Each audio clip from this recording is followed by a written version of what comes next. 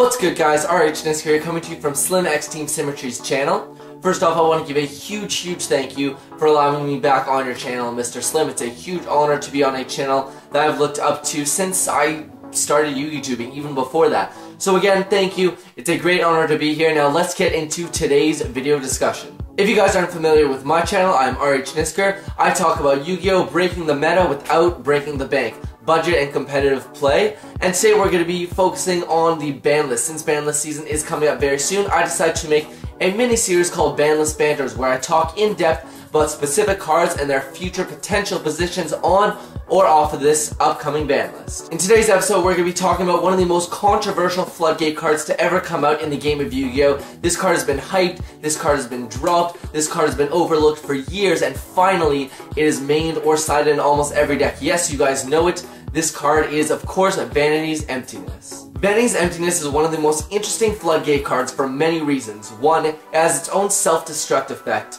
Two, it's splashable, it's versatile, and it creates scenarios where if your opponent doesn't have an out and you already have an established board, you're pretty much screwed and you have to scoop it up. But the most interesting thing about this card is that it is a Starstrike Blast card, and as we know from past trends, Starstrike Blast cards go from worthless to overpriced like crazy. This is a short printed common in a set that didn't get a ton of reprints. It didn't get like a special edition or a super edition or a deluxe edition, and it was a short printed common, so it went from virtually nothing to now about 40 to 45 bucks, which is totally insane. Now, because of how powerful and splashable this card is, it has been mained or sided at 2 or 3 in almost every top tier deck that we've seen topping in top 16 or top 32. Now, as you guys know, it got its first reprint in Legendary Collection 5Ds as a short printed secret rare.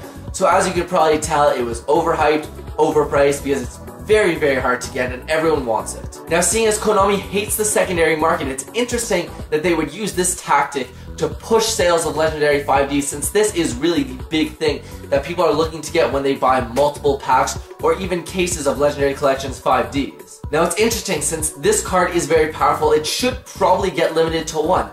But the big thing is that the holiday seasons are coming up and Konami hasn't stopped producing Legendary Collection 5, so they could be using Vanity's Emptiness as their last push to really clear off the shelves of Legendary Collection 5Ds and sell all their product. Now, that being said, this is the ideal time for Vanity's Emptiness to either be limited to 1 or just be completely banned, seeing as it's overused in all of the top tier decks right now. All the decks that are topping are abusing it, and it allows you to establish a board and then flip it on your opponent's turn so your opponent can't reciprocate. Now, obviously, Konami saw this card as an opportunity since it's powerful, it's played, and it's short printed and very hard to get, so obviously Konami took this as a great opportunity to finally reprint it and use it to push their sales of the Legendary Collection 5Ds. But is that enough for them to not hit this on the upcoming ban list? You know, on one hand, keeping this card alive would help push their holiday deals, but is it really healthy for the game to keep Vanity's Emptiness at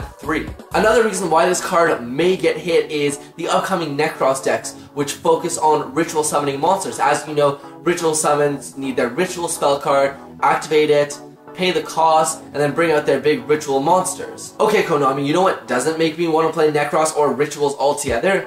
Is activating my ritual spell card and then having an emptiness and then me going neg and not being able to do anything. Vanity's Emptiness is a splashable card, can go into any deck. It's chainable trap, doesn't require anything except, you know, flip it up and whoop-de-doo.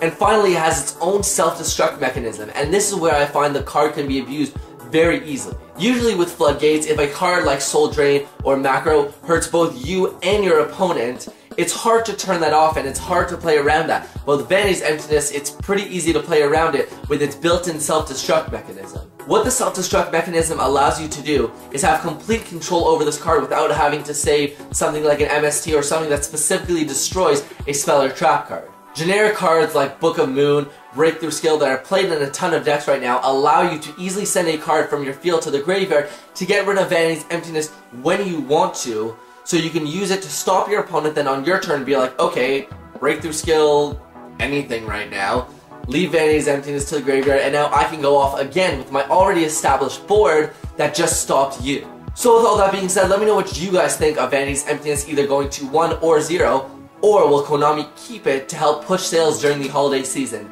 Let me know in the comments down below. While you're at it, don't forget to support myself and Slim for allowing me to upload on his channel by liking, favoriting, subscribing to Slim if you haven't, and of course sharing the video with all your friends. Finally, if you liked my video, don't forget to check out my channel. It'll be in the link down below. Check it out in the description. I'm Rhnisker. Thank you guys for tuning in, and hopefully I will see you guys next time either on Slim's channel or mine.